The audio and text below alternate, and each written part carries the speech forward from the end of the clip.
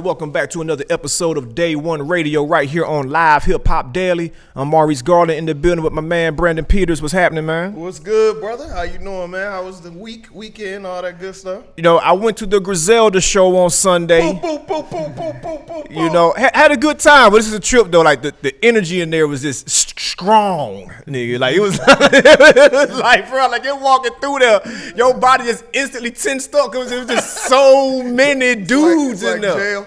Right, it was like, damn. If you had to give the over-under of 50, was it 50 or less women in there? Oh, no, like, I think it was maybe like 15 in there. Oh, shit. Now, I'm kind of bullshit, but I ran into Knots in there, DJ Knots. Yeah. And he was like, you know what? There's more women than I thought in here. And I was like, are you saying that there's more women than you can count on your two hands? Does that qualifies more women than I thought? He's like, yeah, pretty much. Because, you know, it was about 15 women in there, dog. Man, that's crazy. Yeah, I was OT. I missed the show. I'm going to go in Detroit. You know, the show was cool, though. The show was cool. But it was just, I just found that funny. I knew what it was going to be. But once you got in there, you was like, God damn, this is a strong crowd. This crowd is strong. So what you saying? They need to do a song with Tory Lanez or right. female. Which I don't think is happening. Well, I think Benny might do that. Benny would do something like that. Benny seems to make songs with a lot of folks, you know. Yeah, I think Westside would too. We'll see. You know, we'll see. There's no way Conway's making a girl song. Not happening at all. But yeah, I'm gonna check him out in Detroit, man. That should be a good show for sure. Hopefully they'll bring him out. Yeah, so that'll be dope. But yeah, man. We're going from some dudes who trapped but don't make trap music into the history of trap music, man. We got a mutual friend of ours, a fellow journalist and author. This will be his second book coming up very soon. Give it up for A.R. Shaw, man. Yes, What's sir. happening? Yes, sir. What's up, man? Yeah, Appreciate y'all for having me out, man. Absolutely, man. Showing love to the work. Yeah, man. Absolutely, man. So this is your second book. Second book. Well, let's tell them the name of the book. You know, Trap History. It's Trap History, man. Yeah. So this is, you know, my thing is, man, it's like, you know, us being journalists, we kind of know, we see like we're in a position where we get to document culture, right? Mm-hmm. So it's like I think we're in an important position, and being black, it's like, you know, people, you know, you see how big our culture is when you go around the world. It's like people doing the same stuff and they covering the same stuff that we cover. Mm-hmm. It's like, man, okay, since they're covering it, let me go ahead and do this while it's still fresh. Yeah. You know what I'm saying? While before somebody else say, oh, you know, we like trap music too. Let's tell the story of trap, but they ain't never been to the trap. They don't know what Techwood Holmes was. They don't know what Grady Holmes was. They don't know how it all came about. So it's like, me being an Atlanta native, I'm like, you know, it's important for us to kind of tell the story, you know, while we're in the midst of it, while we had the opportunity to tell these stories. So that's how the whole thing came about, man. Just wanted to put it in book form. So that's what's up. Yeah, because you're absolutely right. Because there have been books on, you know, Southern rap culture, and 9 times out of 10 they're written by cats that don't look like the cats that's rapping. Right. That's what I'm saying. You know what I mean? So that's that's dope that you're doing that. I thought it was also dope that you kind of started off, you know, telling your story of how you got introduced to, you know, what the game is and the game that introduced the music. And without giving up too much, just kind of break down that whole thing, because I thought it was ill, and I know you did it on purpose, of starting it off with Pocket Full of Stones. Oh, you know what I mean? Yeah. Because a lot of times people will automatically say that these guys are trap music, but you took it back without even spelling it out, which I thought was it. So it's like, you know, Maurice, I'm glad Maurice, you know, he had been an Atlanta native. So it's like we kind of seen the same things growing up in Atlanta. So it was like, a lot of the music that we listened to growing up was UGK, right? You know what I'm saying? A lot of the Memphis stuff like Player Fly, Ballin' G, you know what I'm saying? We were very influenced by that music, that Southern music. Yeah. And you know, even though we were from Atlanta, we like Outkast, Goody, all that, but we were still inspired by that music. Right. And you know, it was just a little story about, you know, listening to UGK, Pocket Full of Stones when I was like 12 years old. And my homeboy reveals to me that he's selling crack. And it's like the first time I'm like, what? And it's so crazy because we were playing Madden 94. Okay. We were playing Madden at his house, at his crib, at his grandmother's crib, and it's like he's like, we listen to Pocket Full of Stones, and it's like, yo, he's like, yo, man, I'm selling crack. You know what I'm saying? I'm like, what? And so I'm like, I don't believe you. Let me see it. Yeah. And so he shows me the sacks of crack cocaine. I'm like, damn. So this how crack look. So we hearing this in the music, but it's like, you know, at that point, it's like it's real because I'm like, damn, my homeboy's actually selling crack. Yeah. You know what I'm saying? So it's like, so we saw this stuff when we experienced this stuff growing up in the 80s and the 90s. Like, absolutely. You know what I'm saying? Your best friends or your cousins are in the game. You know what I'm saying? Yeah. So it's like, you know, your family members and your friends were affected by it in some way. You know what I'm saying? Everybody was affected by it in some way. Yeah, no, that's super real, man. So before we dive deep into the book, man, tell us a little bit about your history, man, how you started writing and made journalism your career and things of that nature. Yeah, man. So I've been pretty much writing all my life, and it was like once I got to college, I was like, man, let me just go ahead and see if I could try this journalism thing out. You know, did some articles for the school paper when I was at Georgia State, and got an internship at Rolling Out, so the old Stumping Ground. I think we all started there. Everybody started Rolling Out, man. It's like, in some shape or form. Yeah. In some shape or form, you know what I'm saying? So it's, you know, I think the good thing about it was that, you know, it provided a lot of avenues for young kids to kind of get their first experience, you know, their first cut lines in the industry. So that was my thing, and just being in Atlanta, I think we all came up at a time where we saw the industry explode here. And so that was what we were covering. You know what I'm saying? We were covering the music industry here because that's what was popping. Right. And so I think all of us got a chance to kind of see it unfold firsthand, you know? Yeah.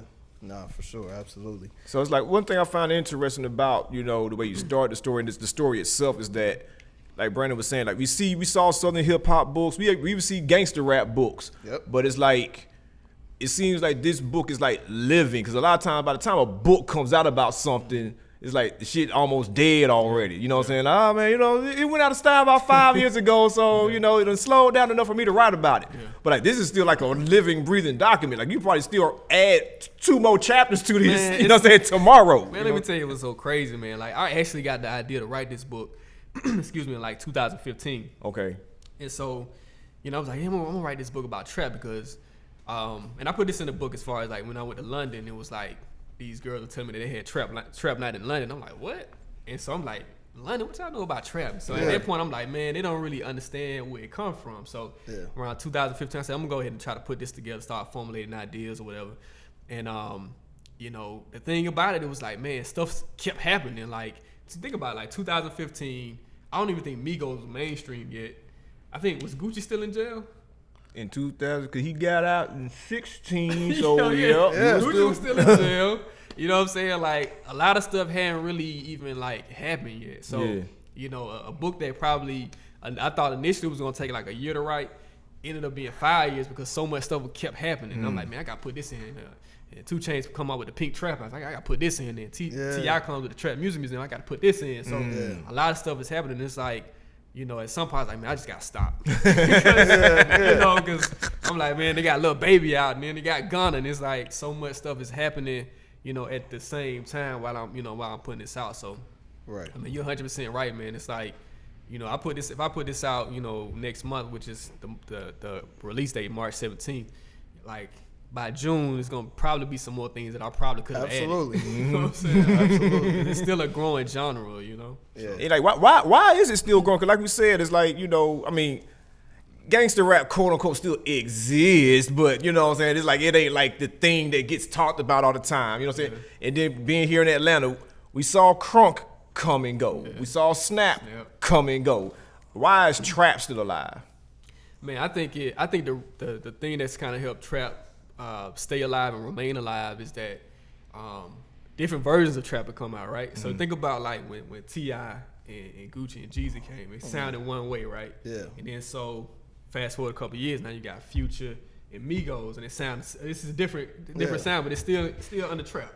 Yeah. And a couple of years later, you got Baby and Gunna. They still doing trap music, but it's a whole another different type of, you know, they adding their own little flavor to it. So it's like you got kids who are coming up under it, and they like kind of giving their own take on it.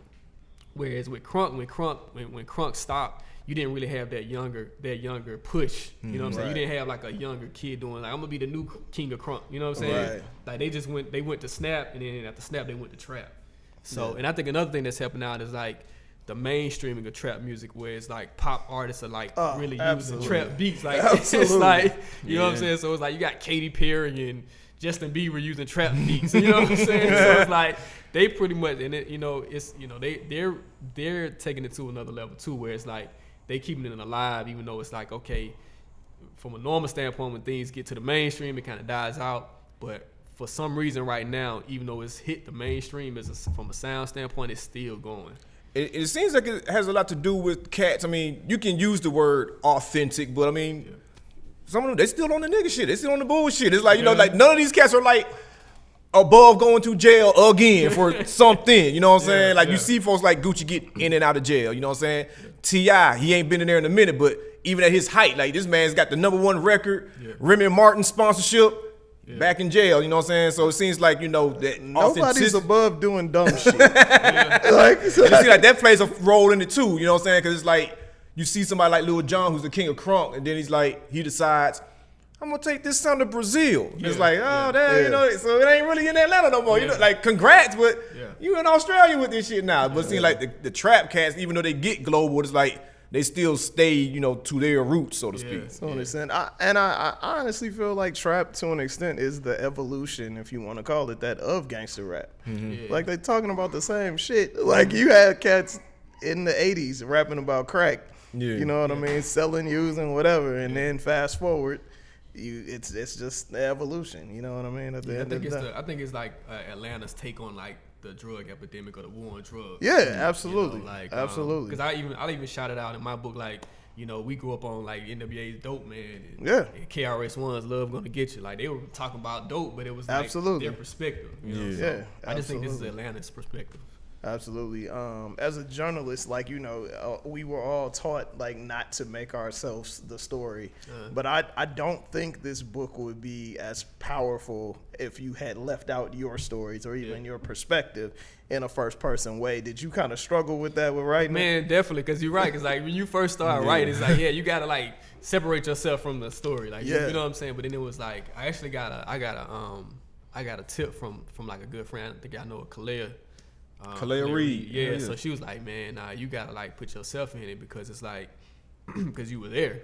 Yeah. You know what I'm saying? So it's like kind of like being in the civil rights movement. Like if you were in we grew up in the civil rights movement and we marched with Dr. Martin Luther King. Like you're not gonna tell the story about, man, I was next to 30. You know what I'm saying? Like you gonna tell that story. Even if you really wasn't there, like a lot of them wasn't. This nigga went to get a raincoat. Shout out to Bones. Oh shit. But so yeah, that was the whole point, man. It's just like, man, since I got a chance to experience it, just to put myself in it, because I was around it when it was happening, man. So I think, like I said, like we all fortunate enough to kind of be around these guys while they were like creating this sound or whatever. So that was why it was important for me to kind of put myself in. How were you able to balance, and this from your perspective, were you able to balance writing a book that people who had never experienced it, only know the music from a very tertiary level, could be entertained by it, and also people who have been in the mix and know about all these cats, that they could be entertained by it too? Yeah, I think the thing is, man, I think when we write, we kind of have to kind of write like we write to aliens. Like people ain't never really even like been to Earth. So you kind of write in a way where it's like, this is what it is. So it's very detailed. The book is very detailed, and so it's like a lot of stuff that you probably know that we, you might like it's gonna kind of like, I'm not sure if you're gonna like embrace it because you know it. You know what I'm saying? It's like secondhand nature. Like if I tell you Sam is Sam, it ain't really.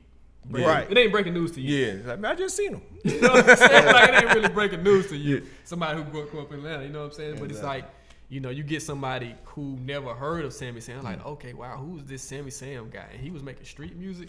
So it's like I'm really detailed in the point where it's like I'm really like walking people through this step by step. So yeah, that was really like the focus, to really kind of like walk folks through it. Got you. Obviously, you said you started writing a book in 2015, and I'm sure you've interviewed a lot of these cats over time since then. Anytime you were doing an interview with a trap artist or somebody affiliated with trap, was it in the back of your head like, yeah, I'm doing it for this, but I can also use a lot of this for the sure. book? I mean, I think we all need to do that. That's how you eat. That's how you eat, man. It's like, y'all know the game, man. It's like, man, I think you gotta, when you have these opportunities, you gotta take advantage of them, because I think we like I said, I'm gonna keep going back to it, but we're in a unique space where it's like we get a chance to like see these people on a daily basis. They ain't really like that new to us, but just think about the person that's in Nebraska who never gets, who's never seen Gucci, who's never seen T.I., who's never, like, been in their presence. And like we've been in their presence so many times, it's like we might take it for granted. You know what I'm saying? Because it's like we could see any of these guys tomorrow, and it ain't really that big of a deal to us. But that kid in Wyoming who likes the music and would never get a chance to see them up close is like, wow, So yeah, you always got to keep that in the back of your head, like, how can I, like, if I'm in the presence of these people, like, how can I make sure that I'm maximizing these opportunities? And what y'all are talking about makes complete sense, because, like, to Brandon's point, a lot of the books that are written by folks that don't look like us, they end up quoting stuff that we said anyway. Man. You know what I'm saying? Oh, when Brandon Peters talked to him for XXL in 2005, you know what I'm saying? It's like, Man, it's crazy. I actually read a book about Atlanta. Well, I skimmed through it. I didn't read it. But the author, he wasn't from Atlanta. And it was like, he quoted an article. He basically like lifted Rodney Carmichael's article about Goody Mob. And I'm just like, damn, he could have just got Rodney to help him write the book. Like, So, I mean, you're right. So it's like these people, they take the stuff that we've created and they like, they build on it. So yeah, like, I think it's important for us to kind of like, take advantage of these moments. No, absolutely. Was it difficult sitting down? Did you feel some type of way sitting down and talking to these subjects, thinking like, damn, I hope nobody puts this idea out before I do? Not really, because it's like, I think the thing is, man, it's like, I think Atlanta is like a special place right now. You know what I'm saying? I think even you being from the Bay Area, I think like how many books, there are a lot of books about Oakland, California. There's a lot of books about San Francisco. There are going to be a lot of books about Atlanta hip hop. Moving forward. So I don't think this is going to be like the first trap. I mean, I don't think it's going to be the last trap book. Right. You know what I'm saying? This is right now. I think it's the first that I know about. Yeah. But I don't think you can really like. I think when you creating stuff, when you creating art, I don't think you can kind of like look behind you. You just gotta run. Just kind of like when you playing sports, like kind of what Kobe said. I can't really like worry about the competition. I just gotta play. Yeah. So that was basically my focus. Is like make sure that I'm telling the right story, because I don't want to get it wrong.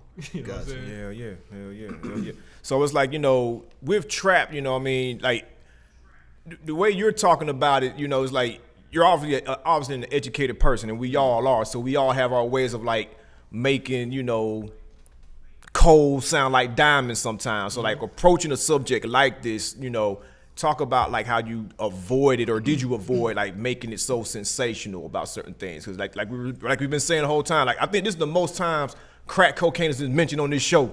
You know what I'm saying? Absolutely. So it's like you're talking about crack, you're talking about drugs, but you're also talking about poverty. But you're also like, I'm also talking about poverty and socioeconomic backgrounds and barriers. You know what I'm saying? I mean, I think the thing is, man, I didn't want to kind of like make it a something where it's like I'm just shining light on artists and not really telling the true story about the people who actually live in the trap today. Yeah. You know what I'm saying? So I actually went down into the Bluff and I interviewed some people who were battling addiction, who are still in the struggle to this day, whether it's economics or just trying to get themselves together, whether it's mental health.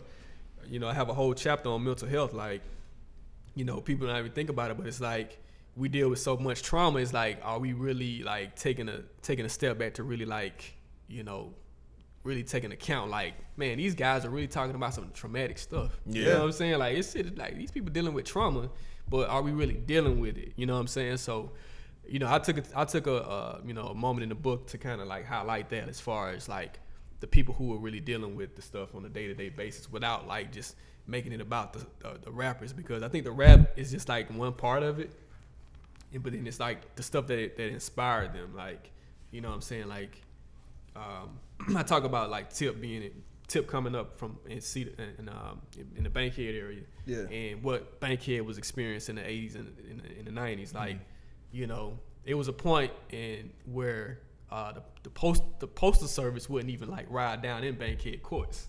Right. You know what I'm saying? Because it was that bad. Man. You know, the MARTA bus wouldn't even ride down there. It was that bad. So it's like, if you don't really tell those real stories about how people like, you know what I'm saying? So that's so, dude. I always said it's only 2 places in my life that I have ever been like, wow, this shit is a little wild for the longest. One was Camden. New Jersey. Camden, New Jersey, and one was Watts in the 1980s. Oh, okay. And the third one that got added to my list in, I guess it was like the mid 90s. Somebody was like, yo, man, I'm over here off Bankhead at these apartments. Come pick me up. Because at this point, they had become regular apartments, but they still had the big block letters up. Yeah. Dude, I drove up to the entrance, looked around, drove back out to the street. It's like, you're going to have to come meet me out here, homie. It's like, I know hood shit. When I see it, I'm super cool on this. Bankhead Courts was real. Like Dave Chappelle said that time, this definitely has all the characteristics of a hood. Bro, Bankhead Courts was real, dog. Like, real deal. That shit looked like a different world altogether, for sure. But I thought it was dope that you worked the mental health aspect. You even talked about gentrification in the book. You talk about, you know, violence that comes from this. And these are all situations that are in our communities regardless of the music. But I thought it was ill how you tied it in. Did you come into it like, I'm going to give an untold history of the city of Atlanta under the guise of trap music, or did that happen as you were writing? No, I think it was like both, because it was like I can't do one without the other, right? Because it's like, if you don't even really know how Atlanta Atlanta was constructed, you know what I'm saying? Like, I even put that in the book as far as like how we got out, the reason why we have all these one ways and cul-de-sacs, which basically became the trap. Because, you know, it was one way in and one way out. It's because the way the maps were designed when it was terminus, like the maps were kind of like messed up. If you look at a map of the city of Atlanta, like, you can see like it's like all tangled, like the streets are tangled. Yeah. It's not on a grid. Right. You know No, not at all. So I talk about that. So, you know, the way Atlanta was constructed kind of even like, you know, became something that pretty much created the trap. You know what I'm saying? Like, you know, people going to these cul-de-sacs and these one-way streets, and, you know, so for me it was like to tell the history of Atlanta and kind of discuss how it all kind of transpired and kind of created this, I guess, this moment where, you know, trap could live. Absolutely. Okay. Cool. Now you've written this book, so you've automatically become an expert on trap, whether you were one or not. So he about to be on all the. He about to be on like an ESPN 30 for 30. Yeah, absolutely. Absolutely. So we got to ask you, and you do get into it in the book as well, because you got deep into the history of Tip, Jeezy, and Gucci. So obviously we have to ask you, in your opinion, as an expert on the subject, who is the true pioneer of trap music? Man, that's a hard one, because it's like, I think, and Maurice knows this too, that like before there was a Tip, Gucci, and Jeezy, you had CMP, you had Sammy Sam the Hitman, you had Ghetto Mafia, you had the Hard Boys. You know what I'm saying? Mr. Cool, like a lot of people don't even know. You know what I'm saying? So you had like all these dudes making street music, but they weren't really like mainstream. They were kind of like stuck in. They just couldn't break out for whatever reason. Hell, you can either throw Cool Breeze in there too if you want to. Yeah, Cool Breeze. Even Backbone had some stuff that he, you know, as far as some street lyrics that he was putting out. But I think, like, you know, but the only thing about it was like they were making street music, but I think T.I. was the first one to kind of coin the phrase trap music. I don't think I heard those two words put together before T.I. came out with trap music in 2003. So, for naming a genre, you got to give it to T.I. because, from my knowledge, he was the first person that came out with, that phrase. But trap, like I said, trap, the word trap had been in Atlanta, an Atlanta slang term since like the 90s or late 80s. Like it's just something that we always would say. And he just basically took the slang term that was in Atlanta and put music behind it. Right. You know what I'm saying? So and made the rest of the world call it a trap because we never called. Like when I first came out there to go to college and people would be like the trap. I would be like, are you saying the track? Because we called it the dope track, the whatever track, you know what I mean? That was it. I was like, nah, the trap. And I was like, I've never heard nobody call it the trap in my life. And I was like, now the whole world calls it the trap. Call it the trap, It's crazy. That just shows the influence of the city and the music that's come out of the city for sure. Hip hop now is, we approaching old man status. Do you think that trap is the most successful subgenre that has come out of hip hop? I don't know if it's the most successful. I think right now it's probably the most visible. But you gotta give a nod to gangster rap because think about what gangster rap did. Yeah.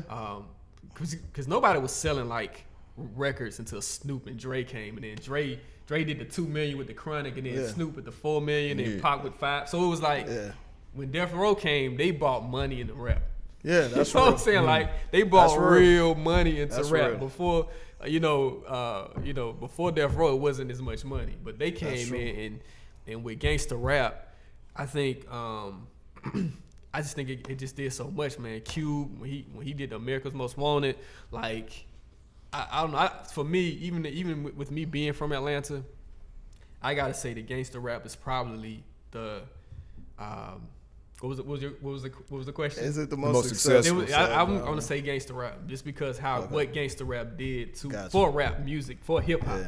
You know they got the money and the attention and the vitriol. They got everything. Like, the good, bad, and ugly. Like everything. No, that's real. That's an excellent point for sure. Because I didn't even think gangster rap when I was thinking subgenre because it was so big that it was like it became like that was the thing. That's just what it is. If you wasn't gangster rapping, it's like, what are you doing, bro? What are you talking about? PM Dawn. Exactly. Right. Exactly. What do you see as the future of trap music? Because like you said, it's by the time you drop this book 3 months later, it'll be another big story that's come out. It doesn't seem like there'll be any slowdown for the foreseeable future. It's crazy that like the legs that this genre has had, right? Yeah. Considering if we're gonna say okay, trap music started in 2003, 2002, whatever, we're gonna say that, man, it's 2020. 17 years, all right? Like, you know what I'm saying? Like, that's a long time, bro. Like, 17 years for a genre. Like, crunk music was around for like 4 or 5 years. If that. Yeah. Snap maybe like 2 years, maybe. Yeah. And then they had like the futuristic swag.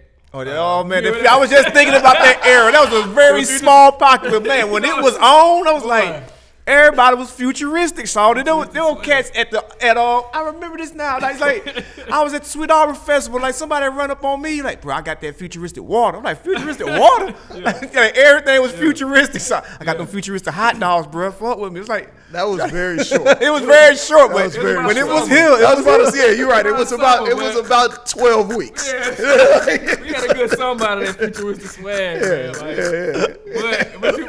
But just think about how quickly those genres came and went, right? Nah, you're right. You're absolutely right. Like almost 20 years later, we're still talking about trap music. Yeah. And I don't even think that it's like because so many other countries are copying it, from Asia to like Mexico to every country. Like they got trap music in Africa. Yeah. Like every continent is pretty much doing some version of trap music. So it's like it's a global thing now.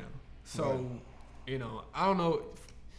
I mean, it's kind of hard to say how long this is gonna last, but I think at least for the next 5 years that we can say that trap music is gonna be around in some shape or form. It might go longer than that. Because we sat here and said that T.I. is the de facto leader of it because he named it, and it's like we done seen this man be Bill Cosby. You know what I'm saying? We done seen this man be Denzel. We seen him be Cliff Huxtable. We ain't seen T.I. Cliff Huxtable. Yeah, Cliff Huxtable. I don't. But it's like we're not gonna go there. But we've seen him do all of that. Yeah. But he's still known, and he still comes back to the nigga. I'm still the trap nigga. You know what I'm saying? So it's like, the people T.I. is that an interesting character, right? You know what I'm saying? So that the guys that you want to make the Mount Rushmore with Jeezy, Tip, Gucci's like. All these dudes are still out here like flourishing. Like it ain't like they disappeared or quote unquote fell off. Like, they might not be selling millions and millions of records and stuff like that, but they still out here. It's like if we can look at like trap music like a tree, right, and like the branches just keep growing in it. So just think about like, okay, we got one branch and it's just like quality control branch, and then you got Migos, and then they get Cardi B. And that's a whole another thing, but she comes from that same tree, you know what I'm saying? That same branch. Because she's basically doing trap music. Yeah. She's basically a female version of Migos. Yeah. If you listen to what she, you know what I'm saying? Like, so it's like, you're right. Like, because of like right now, like some of the biggest stars, like Future, I don't see, he's gonna be out there for a couple, for a few more years. Migos is gonna be out for, you know what I'm saying? Like, I don't see their run ending anytime soon. So as long as their run there's always somebody new every year. It's always somebody new, you right? And like Lil Baby, just think about Lil Baby's he's like, 21, 22? Yeah. This man got like, you know what I'm saying? Like, that's like a rookie coming in, like, man. Like, what was the team that would always like replenish, like, regardless, they win championship and they just keep getting better. Like the Spurs. Like the Spurs. Like that's what Spurs, it is. Patriots, Yankees.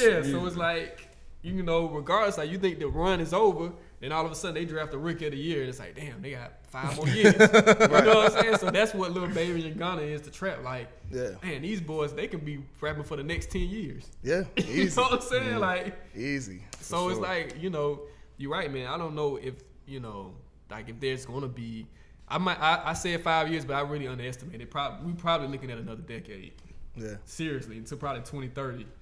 You know what I'm saying? And to that point too, like it's like, because even when you compare it to like gangster rap, a lot of cats that was in gangster rap, like they kept being gangsters, you know what I'm saying? So it's like, and after a while you grow up, like, well, I mean, I like Spice One, but goddamn, I ain't just trying to be hard all the time. Yeah. You know what I'm saying? But with these guys, it's like you see these dudes doing fly shit. It's like, oh man, Future got a StubHub commercial, Shawty. But even to your point though, like, you had the hardcore shit with gangster rap, and then you had Warren G come in and usher in the G-Funk shit, which gave it more legs. You know what I mean? Well, your mama was singing Nate Dogg. Right. You know what I'm saying? So that's a whole nother thing. So, yeah, you're absolutely right. I guarantee you there's somebody, and you can see it. Everybody mentions Death Row. The cats are patterning they shit off of what's been done, minus the fuck-ups at the end. Oh, yeah, most definitely. Most what I mean?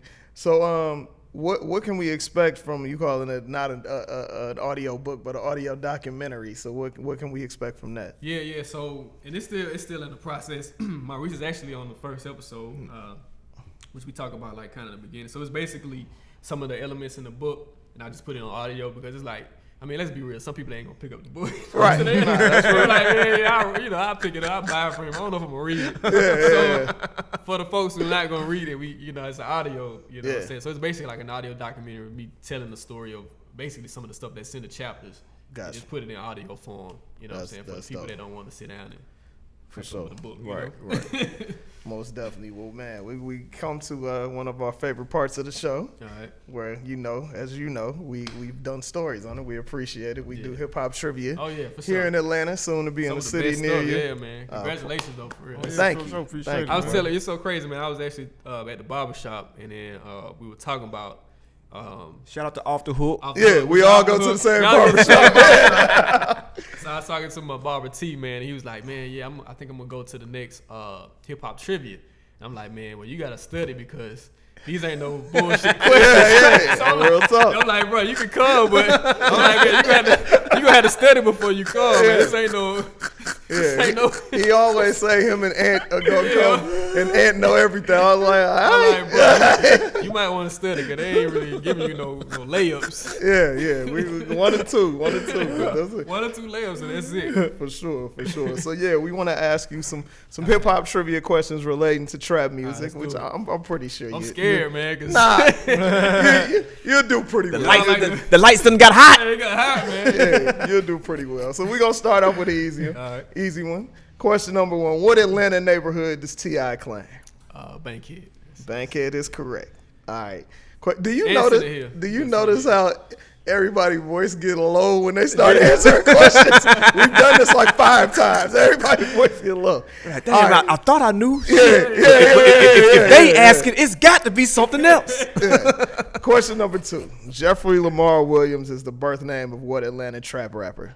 Jeffrey Lamar Williams. Is that Thugger? Yes, sir. Young Thug. All right. Question number 3. Getting a little more difficult, but you might get this one. How many Trap God mixtapes did Gucci Mane release? Woo! Boy. Trap God. Man, Trap God. Yes. Man. Y'all stumped me on that one because the thing is, man, like, it was a point from like 2011 until like 2014 where Gucci released like 80 mixtapes. Yeah. In like 3 years. Yeah. So I gotta give it. I don't know because Just give it a guess. Trap God. We'll give you. okay. So in the 3 to 4 year span, he released like 80 mixtapes. I'm gonna say 10 was Trap God. 3. 3. Okay. Three It was Trap just 3. God. Like Yeah. the Trap God was like the one that like had barcodes and stuff Yeah, like that. yeah, The yeah. rest of them was like, I'll get that at Chevron. You know what I'm Yeah, saying? exactly. But yeah, the dude was dude was prolific, man. He was putting out like before he went to jail the first time. Like this dude was dropping mixtapes like every week. Yeah. Like, Feeding the street. All right. Question number 4. This is a guy that you mentioned in the book a couple times. What is Zaytoven's hometown? Bay Area, man. What's You know? the city? Oh, the city. Is it San Fran? Is he from? Yep. Yep. San Francisco, California. Yeah. All That's right. shout out to the Bay Area, man. because Yes, sir. Yes, sir. Y'all had a lot of influence on trap music with Hey, Zay. whenever I talk to a lot of rappers of a certain age from Atlanta, they're gonna mention Mac Mall and Spice One as shit that they listen to a lot Okay. coming up. So let me ask you this: do you And think hell, was E40 is on the cover. Goddamn cooking crack. Yeah, you're right.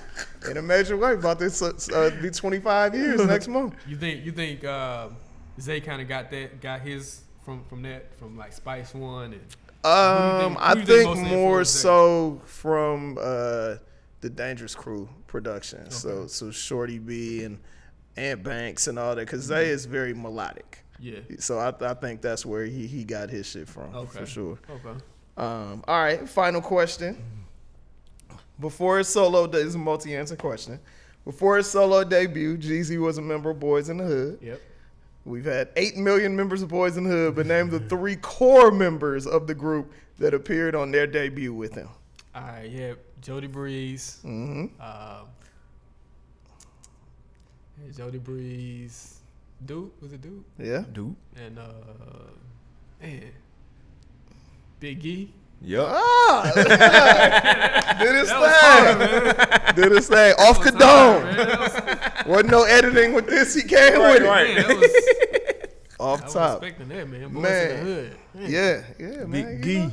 Big Gee probably the first, like, you guys throw Big Gee in Yeah, that Big category E of, was like, on- you know what I'm yeah. saying? Big E Early was trap on some rapper, hard- too. Yeah, like, He was hard. yeah. For sure, man. We appreciate you coming through, bro. Please tell people where they can find the book, where they can pre-order the book now, and where they can find you on social. Yeah, man. So go to traphistory.com right now. You can pre-order it today. It's also gonna be on Amazon.com. And the release date right now is March 17th. So that's what we're looking.